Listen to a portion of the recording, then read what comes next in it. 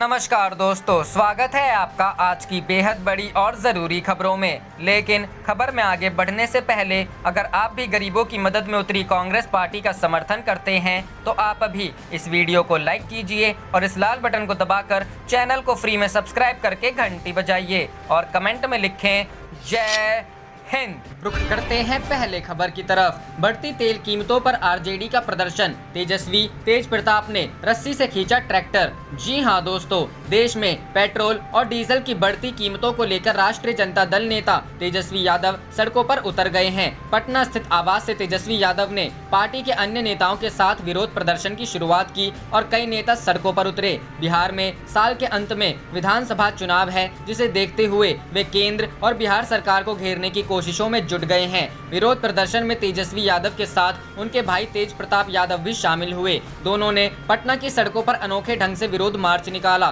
दोनों को सांकेतिक ढंग से एक रस्सी के सहारे ट्रैक्टर खींचते देखा गया। तेजस्वी और तेज प्रताप यादव ने साइकिल चलाकर विरोध प्रदर्शन किया। इसी के साथ कांग्रेस ने भी पेट्रोल डीजल की कीमतों के खिलाफ विरोध प्रदर्शन करने का ऐलान किया है। कांग्रेस पूरे देश में सोमवार से विरोध मार्च की शुरुआत करेगी। बिहार में भी आरजेडी और कांग्रेस विरोध प्रदर्शन करेंगी, क्योंकि दोनों दलों का गठबंधन है। कांग्रेस ने चीन के रवैये के खिलाफ भी देशव्यापी विरोध प्रदर्शन करने का ऐलान किया है। अखिल भारतीय कांग्रेस कमेटी के महासचिव केसी वेणुगोपाल ने कहा कि शुक्रवार को पार्टी के कार्यकर्ता चीन मुद्दे पर विरोध मार्च निकालेंगे। पार्टी के वरिष्ठ नेता और राज्यसभा सदस्य दिग्विजय सिंह ने भी अभी हाल ही में भोपाल में साइकिल चलाकर पेट्रोल डीजल की कीमतों के खिलाफ प्रदर्शन किया था। पिछले 19 दिनों से पेट्रोल डीजल की कीमतों में लगातार इजाफा हो रहा है। पेट्रोल डीजल के दाम नए नए रिकॉर्ड बना रहे हैं। देश में पहली बार पेट्रोल से महंगा डीजल हो गया है। पहली बार 1 लीटर डीजल की कीमत 80 रुपए के पार हो गई है।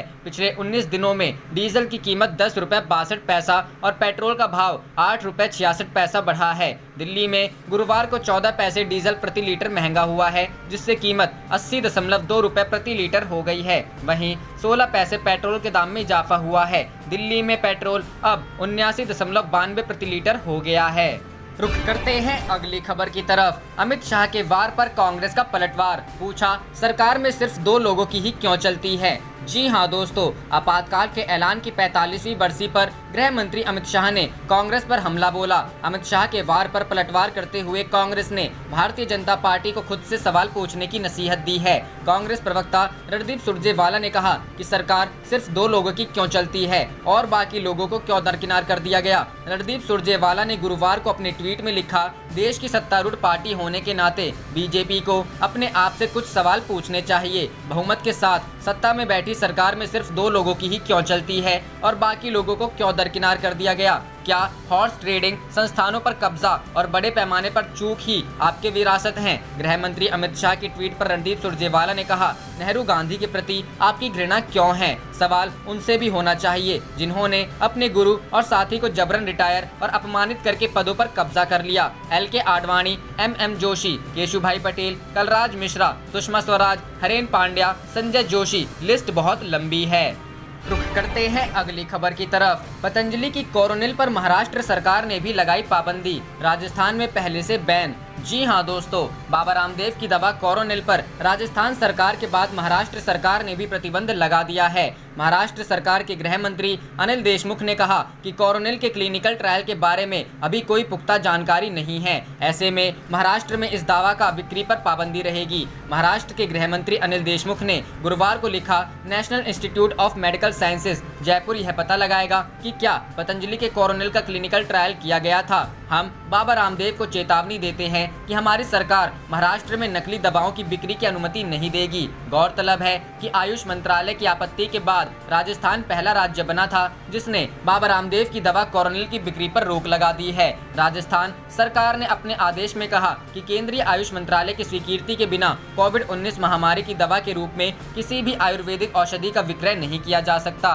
राजस्थान सरकार ने कहा कि कोविड-19 महामारी के उपचार की दवा के रूप में किसी भी औषधि का विक्रय पाए जाने पर विक्रेता के खिलाफ सख्त कार्रवाई की जाएगी। इससे पहले केंद्रीय आयुष मंत्रालय ने रामदेव के दावों पर सवाल खड़े कर दिए थे। विज्ञापन पर रोक लगाया गया और दवा की जांच की बात कही गई है। पतंजलि से दवा के बारे में जानकारी मांगी गई। आयुष मंत्रालय के बाद उत्तराखंड आयुर्वेद विभाग ने भी पतंजलि की ओर से किए गए दावों को गलत बताया है। साथ ही पतंजलि को नोटिस भी जारी कर दिया। हालांकि पतंजलि का दावा है कि उसने आयुष मंत्रालय को मांगी गई सारी जानकारी भेज दी है। बाबा रामदेव का दावा है कि कोरोना के खिलाफ पतंजलि की दवा बिल्कुल सही है।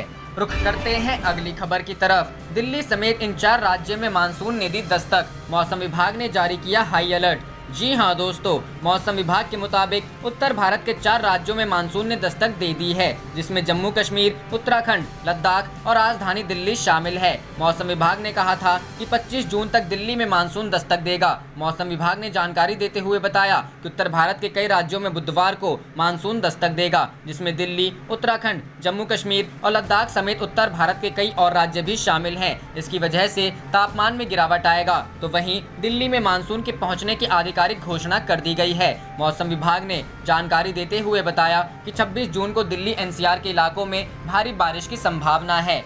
दिल्ली का मौसम विभाग ने जानकारी देते हुए कहा कि बुधवार को राजधानी दिल्ली में मानसून दस्तक देगा, जिसके बाद हल्की बारिश होगी। बता दें कि दिल्ली में मानसून के पहुंचने की आधिकारिक घोषणा कर दी गई है। वहीं अब आने वाले दिनों में तापमान में गिरावट आएगा और दिल्ली के लोगों को गर्मी और उमस से राहत मिलने की उम्मीद है। उत्तर भारत में मानसून। मौसम विभाग के मुताबिक उत्तर भारत के उत्तर प्रदेश, पंजाब, हरियाणा और राजस्थान की तरफ मानसून बढ़ रहा है। इस वजह से इन इलाकों में जल्द ही बारिश होने की उम्मीद है। तो वहीं दूसरी तरफ तापमान में गिरावट भी आएगा। पड़ोसी राज्य हरियाणा में भी बारिश। मौसम विभाग ने जानकारी देते हुए बताया कि पंजाब और हरियाणा में जुलाई के पहले सप्ताह तक मानसून पहुंच सकता है। लद्दाख, कश्मीर में मानसून। वहीं दूसरे गर्म मौसम विभाग ने पहाड़ी राज्यों के लिए भी अलर्ट जारी कर दिया है। लद्दाख और कश्मीर में मानसून ने दस्तक दे दी है। तो वहीं दूसरी तरफ उत्तराखंड और हिमाचल में जल्द ही मानसून कीजिए। गिलगिट बाल्टिस्तान और मुजफ्फराबाद की तरफ बढ़ रहा है। बुधवार देर शाम कई पहाड़ी इलाकों में बारिश से तापमान में गिरावट देखने को मिली। हिमाचल के शिमला में भी बारिश हुई। राजस्थान में मानसून। जानकारी के लिए बता दें कि राजस्थान में मानसून ने 14 जिलों में दस्तक देती है। वहीं दूसरी तरफ कई इलाकों में अभी भी गर्मी का मौसम बना हुआ है। मौसम विभाग ने जयपुर से आगे के इलाकों में गर्मी का मौसम बरकरार रहेगा। तो वहीं उत्तर प्रदेश से सटे राजस्थान के सीमाओं पर बारिश होगी। रुख करते हैं अगली खबर की तरफ। हॉटस्पॉट्स में सीमित लॉकडाउन पर हो विचार, कम से कम 1 साल तक सोशल डिस्टेंसिंग मास्क पहनने की जरूरत। एम्स निदेशक। जी हां दोस्तों, अखिल भारतीय आयुर्विज्ञान संस्थान के निदेशक रणदीप गुलेरिया को लगता है कि भारत कोविड महामारी की दूसरी लहर के लिए संवेदनशील है। वह कहते हैं कि हॉटस्पॉट में सीमित लॉकडाउन पर विचार करना चाहिए। गुलेरिया ने INS के साथ एक विशेष बातचीत में कहा कि कोविड मामलों की लहर जुलाई के अंत तक या अगस्त की शुरुआत तक मंद हो सकती है, यानी कि लगातार ऊपर जा ग्राफ थम सकता है। उन्होंने इटली और स्पेन जैसे यूरोपीय देशों के साथ भारत की तुलना नहीं करने का आग्रह किया। उन्होंने कहा कि 10 प्रमुख शहरों पर ध्यान केंद्रित किया जाना चाहिए, जो कि मामलों की वृद्धि में बड़े पैमाने पर योगदान दे रहे हैं। एम्स निदेशक ने कहा, लोगों को कम से कम 1 साल के लिए सोशल डिस्टेंसिंग, मास्क पहनने जैसी अन्य सावधानियों का पालन करना जारी रखना चाहिए। भारत ने पिछले 24 घंटे में 17,000 मामले दर्ज किए और केवल 5 महीनों में 4.7 लाख के आंकड़े को पार कर लिया गया है। देश लंबे लॉकडाउन के बाद अनलॉक होने की प्रक्रिया में है, लिहाजा सावधानियां बरतना बेहद जरूरी है। इससे हम दूसरी लहर से बच सकेंगे, क्योंकि वायरस दूर नहीं जा रहा है, इससे बचाव ही समाधान है। दूसरी लहर को लेकर एम्स निदेशक ने कहा, मामलों में गिरावट के बाद सावधानियां न बरतने से सिंगापुर जैसी स्थिति बन सकती है, जहां कोरोना वायरस की दूसरी लहर ने जमकर नुकसान पहुंचाया। भारत भी दूसरी लहर के लिए संवेदनशील है। कोविड-19 के मामलों में तेजी से वृद्धि को देखते हुए क्या एक और लॉकडाउन की जरूरत पड़ सकती है? इस पर उन्होंने कहा, हमें हॉटस्पॉट जैसे सीमित क्षेत्रों में लॉकडाउन की आवश्यकता हो सकती है। इसके बाद एक सूक्ष्म योजना बनाई जानी चाहिए, जिससे लोगों के व्यापक परीक्षण और कॉन्टैक्ट ट्रेसिंग का पता लगाया जाए। इन क्षेत्रों से केस लीक ना हो, ये सुनिश्चित करना भी बेहद जरूरी है। कोविड-19 मामलों के पीक को लेकर उन्होंने कहा, कुछ समय तक मामलों की संख्या बढ़ेगी। इस तरह के वायरस के संक्रमण को लेकर समय सीमा देना तो मुश्किल है, लेकिन लगता है कि जुलाई के अंत या अगस्त की शुरुआत से ग्रोथ का ग्राफ बंद हो सकता है। रुख करते हैं अगली खबर की तरफ। बिहार कांग्रेस सलाहकार समिति ने की बैठक, कहा पिछली बार से ज्यादा सीटों पर लड़ेंगे चुनाव। जी हां दोस्तों, बिहार में कांग्रेस ने खुद को चुनावी मोड में लाने की तैयारी शुरू कर दी है। कांग्रेस की सलाहकार समिति ने बुधवार को राजधानी में बैठक की। बिहार कांग्रेस प्रभारी शक्ति सिंह गोहिल की अध्यक्षता में कांग्रेस ने यह बैठक संपन्न की। इस बैठक में यह तय किया गया कि पार्टी की पहले तो विधान परिषद फिर विधानसभा चुनाव में क्या योजना होगी। बैठक में सीटों के समीकरण पर भी चर्चा की गई। सलाहकार समिति की बैठक में मौजूद कांग्रेस के नेताओं ने यह तय किया कि पार्टी इस बार पिछले बार से ज्यादा सीटों पर विधानसभा चुनाव लड़ेगी। इसके लिए वह पूरी तरह से तैयार भी है। बिहार कांग्रेस की इस बैठक में शामिल नेता ने कहा कि पार्टी आलाकमान यह तय करे कि क्या कांग्रेस गठबंधन में चुनाव लड़ेगी या अलग चुनाव में जाएगी। यह जल्द से जल्द फैसला करना होगा ताकि उम्मीदवारों और कार्यकर्ताओं को टास्क दिया जा सके। बिहार में कांग्रेस गठबंधन में आती है तो वह सीट तय करे। सीट तय हो जाने के बाद कांग्रेस किसी भी हालत में लोकसभा चुनाव की तरह बैकफुट पर नहीं जाएगी। बिहार कांग्रेस ने इसके अलावा किन सीटों पर पार्टी चुनाव लड़ने की तैयारी कर रही है उस पर भी चर्चा की। इस बैठक में बिहार कांग्रेस प्रभारी शक्ति सिंह गोहिल, केसी वेणुगोपाल, कांग्रेस के प्रभारी सचिव वीरेंद्र राठौर, अजय कपूर, प्रदेश अध्यक्ष मदन मोहन झा, नेता निखिल कुमार समेत कमेटी के कई सदस्य भी मौजूद रहे। यह बैठक डिजिटली आयोजित की गई थी।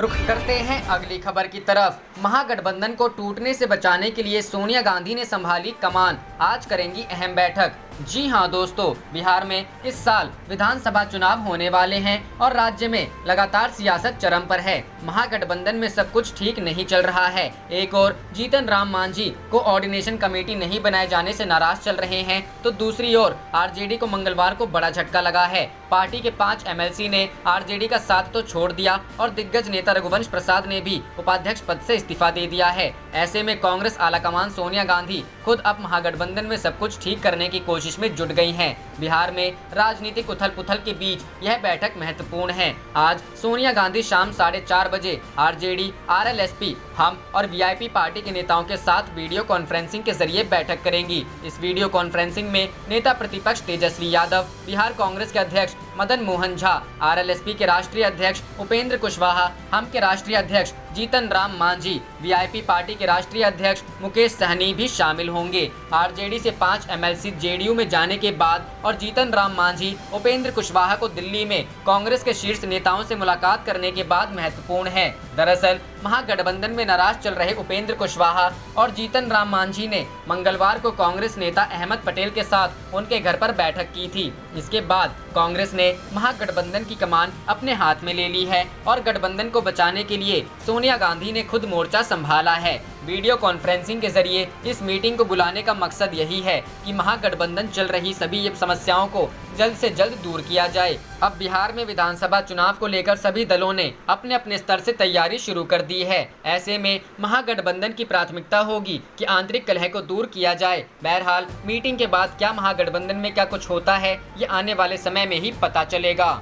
रुख करते हैं अगली खबर की तरफ। विधान पार्षदों के राजद छोड़ने पर बोले तेजस्वी, चुनावी मौसम में होती रहती हैं ऐसी बातें। जी हां दोस्तों, बिहार विधान परिषद चुनाव को लेकर पार्टी उम्मीदवारों के नामांकन दाखिल करने के मौके पर तेजस्वी यादव ने जेडीयू अध्यक्ष नीतीश कुमार पर निशाना साधा। राजद उम्मीदवारों के नामांकन दाखिल करने के बाद मीडिया कर्मियों ने उन्होंने बात की। राजद नेता तेजस्वी यादव ने 5 विधान पार्षदों की पार्टी छोड़कर जेडीयू में जाने को लेकर जेडीयू अध्यक्ष नीतीश कुमार पर निशाना साधा। उन्होंने कहा कि कहने को कुछ नहीं है, पार्टी छोड़कर जाने वालों को शुभकामनाएं। साथ ही उन्होंने जेडीयू अध्यक्ष पर निशाना साधते हुए कहा कि नीतीश जी ने रचनात्मक काम किया है, लेकिन इस रचनात्मक कार्य से उन्हें ही फायदा हो सकता है। बीते दिन की घटना उन्हें निजी लाभ पहुंचा सकती है, लेकिन बिहार के लोगों को कुछ नहीं। साथ ही तेजस्वी यादव ने कहा कि चुनाव के दौरान लोग आते हैं और चले जाते हैं। एक चुनाव का नाम बताइए जहां लोग आए और नहीं गए। यह चुनावी मौसम है और सरकार अपने शासन को सुरक्षित रखने की कोशिश कर रही है। कुछ दिन पहले जेडीयू एमएलसी हमारे पास आए थे, इसलिए ये बात चलती रहती है। इधर आरजेडी ने भी ट्वीट कर कहा कि विधान परिषद के लिए उम्मीदवारों के चयन से तेजस्वी यादव ने नए राजद का स्पष्ट संदेश उद्योग जगत, युवाओं और किसानों को क्रमशः उद्योग, पूंजी, निवेश, रोजगार, शिक्षा और कृषि के प्रति दिया है। साथ ही जेडीयू बीजेपी पर निशाना साधते हुए कहा कि राजद बीजेपी जेडीयू की तरह जोड़ तोड़ की बटोरुआ पार्टी नहीं है और तेजस्वी नीतीश की घटिया राजनीति नहीं करते।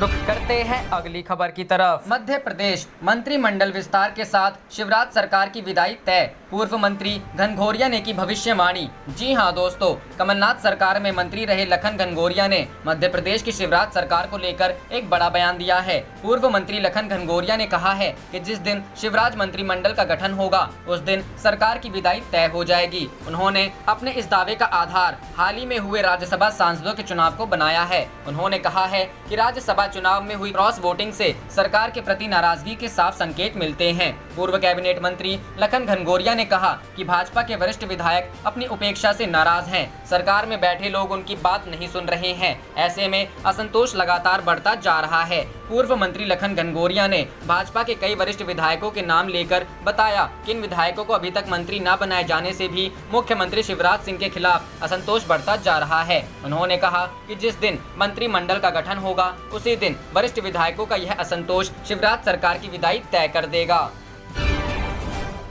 आप देख रहे थे आपका अपना चैनल जय हिंद जय भारत।